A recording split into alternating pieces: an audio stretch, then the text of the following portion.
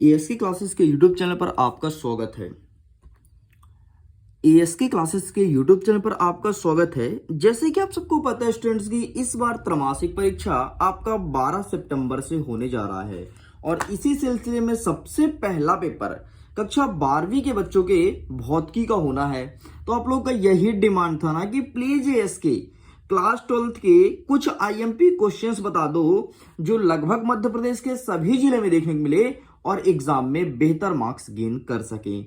तो चलिए फिर वीडियो को स्टार्ट कर लेते हैं, देख लेते हैं किस प्रकार से प्रश्न हमारे पेपर में देखने को मिलेगा और क्या होगा सही उत्तर। जैसे मैं ओपन करता हूं तो सबसे पहले आपके आंखों में पड़ता है एक ब्लूप्रिंट। हाँ, ब्लूप्रिंट बहुत ही जरूरी है अगर तुम चाहते हो एग्जाम में टॉप करो तो। देखो बता देता हूं, सबसे पहले आपको स्थिर विद्युत वाला चैप्टर पढ़ के जाना है, धारा विद्युत वाला। इसके अलावा आपका 3rd नंबर धारा के चुंबकीय प्रभाव एवं चुंबकत्व, और इसके बाद आपको पढ़ना है विद्युत चुंबकीय प्रेरण एवं प्रत्यावर्ती धारा। इतने चैप्टर आपको पढ़ करके जाना है। त्रैमासिक परीक्षा में प्रत्यावर्ती धारा मतलब पाठ 7 तक ही पूछा जाएगा। ओके, तो अब तैयार हो गए हो?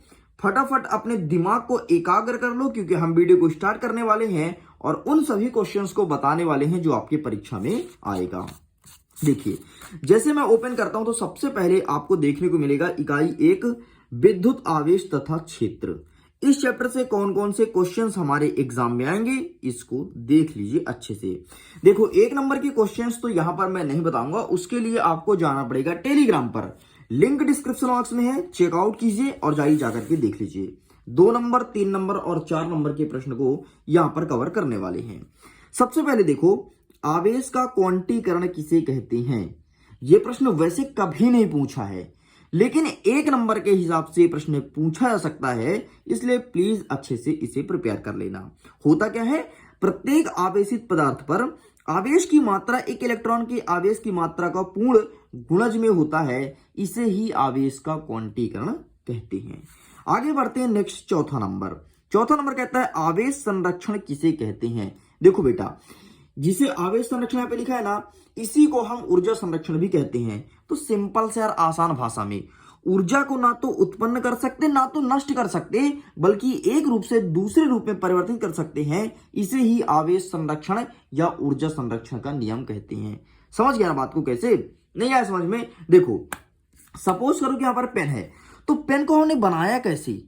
कहीं ना कहीं हमको प्लास्टिक की जरूरत पड़ी, इस कांच की जरूरत पड़ी, और ये जो रिफिल बना है उसमें प्लास्टिक की जरूरत पड़ी, फिर इंक स्याही भी कहां से निकलता है? पेड़ से निकलता है। तो इस पेन को हम कहीं वैसे तैयार नहीं किए कि यार दूसरे ग्रह से कहीं और से ले आए हैं, नहीं, बल्कि यहीं के चीजों का उपयोग करके और इस पेन को मैंने बनाया।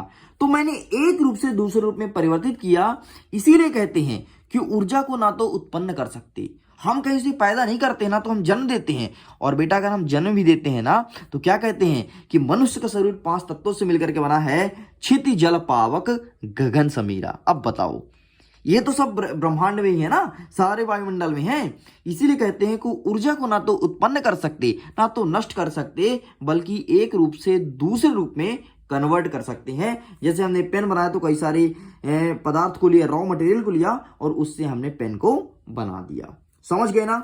चलिए, एक और तगड़ा प्रश्न जो आपके परीक्षा में देखने को मिलेगा वो है विद्युत संबंधी कूलाम का नियम। कूलाम के नियम का जो चित्र है इसे अच्छे से देख लेना, हमेशा आपके परीक्षा में पूछता है। तो क्या होता है कूलाम का नियम? सुनना जरा बात को। देखो, किन्हीं 2 बिंदुओं के मध्य लगने वाले विद्युत बल के मान के आवेश के परिणामों के गुणनफल के अनुक्रमानुपाती और उनके बीच के दूरी के वर्ग के व्युत्क्रमानुपाती होता है। यही है कूलाम का नियम। नहीं आया समझ में? अगेन सुनना। देखो, 2 बिंदुओं के, समझना, 2 बिंदुओं के मध्य लगने वाला विद्युत बल उनके परिणाम के गुणनफल के अनुक्रमानुपाती और बीच की दूरी के वर्ग के व्युत्क्रमानुपाती होता है, इसे हम कहते हैं कूलाम का नियम। बस इतना आपको पढ़ करके जाना है। ये 3 प्रश्न हो गया। आगे देखते हैं एक और प्रश्न जो आपके परीक्षा में पूछा जाएगा, वो है विद्युत फ्लक्स किसे कहते हैं। प्लीज इसे अच्छे से प्रिपेयर कर लीजिएगा। तो यहां से हमने इतने प्रश्न बता दिया। आगे बढ़ते हैं, और कौन से प्रश्न बन सकते हैं? तो विद्युत द्विध्रुव किसे कहते हैं, बहुत ही महत्वपूर्ण प्रश्न है। जब कोई दो बिंदु के आवेश जो परिणाम में बराबर तथा प्रकृति में विपरीत बहुत अल्प दूरी पर स्थित होते हैं, इस निकाय को विद्युत विध्रुव या द्विध्रुव कहते हैं। ठीक, ध्यान रखना, इस चित्र भी ध्यान रखना। बस इतना प्रश्न आपके 2 नंबर में पूछा जाएगा। अब इस पाठ से 3 नंबर के कौन कौन से प्रश्न बन सकते हैं? तो पहला प्रश्न, मां कसम खा के बैठे हैं इस बार त्रैमासिक परीक्षा में दे रहे हैं लोग क्वेश्चन। मैं मां कसम नहीं खाया हूं, मां कसम आपके सर खाए जो पेपर बना रहे हैं कि सूखे बाल में कंघी करने पर कंघी कागज के छोटे छोटे टुकड़ों को आकर्षित करने लगते हैं, लेकिन यदि बाल मिले तो नहीं करते, ऐसा क्या रीजन है? तो कुछ नहीं यार, केवल घर्षण करने सब खेल होता है। इसको एक बार पढ़ लेना, आपकी परीक्षा में आ रहा है। ठीक है, चलो आगे बढ़ते हैं। एक और नेक्स्ट क्वेश्चन देख लेते हैं। किसी बिंदु आवेश Q के कारण उससे r दूरी पर स्थित विद्युत क्षेत्र की तीव्रता का व्यंजक, ये व्यंजक को देख लेना बेटा, बहुत ही महत्वपूर्ण है आपके एग्जाम पॉइंट ऑफ व्यू से। और ध्यान रखना, यहां पर जितने भी प्रश्न बता रहा हूं ये आपके त्रैमासिक परीक्षा के दृष्टिकोण से महत्वपूर्ण है ही, इसके अलावा अर्धवार्षिक और वार्षिक परीक्षा में भी काम आएगा। ठीक, आगे देख लेते हैं 5वां नंबर, स्थिर विद्युत के अंतर्गत कूलाम का नियम की व्याख्या कीजिए। इस प्रश्न को देख लेना, लेकिन ज्यादा महत्वपूर्ण नहीं है। ठीक, चलो जी आगे बढ़ते हैं। बस इस पाठ से इतने नंबर का ही प्रश्न पूछा जाएगा। एक गॉस का पढ़ना है आपको, यहीं पर देख लो, या फिर आगे मैं कवर करूंगा कि गॉस का नियम क्या है या फिर गॉस का प्रमेय क्या है। ठीक, केवल आपको देखना है गॉस का प्रमेय। तो इस प्रकार से फर्स्ट पेपर के जितने भी क्वेश्चन हो सकते थे मैंने कंप्लीट कर दिया। जल्दी मिलते हैं सेकंड अध्याय में, जिसमें देखेंगे विद्युत धारिता और विभव के वे सभी प्रश्न जो हमारे त्रैमासिक परीक्षा में पूछे जा रहे हैं। वीडियो पसंद आया तो वीडियो को लाइक कीजिएगा, दोस्तों के साथ शेयर कीजिएगा। पीडीएफ को डाउनलोड करना है तो लिंक वीडियो को डिस्क्रिप्शन बॉक्स में दिया गया है, जाइए जाकर के पीडीएफ को डाउनलोड जरूर कीजिए।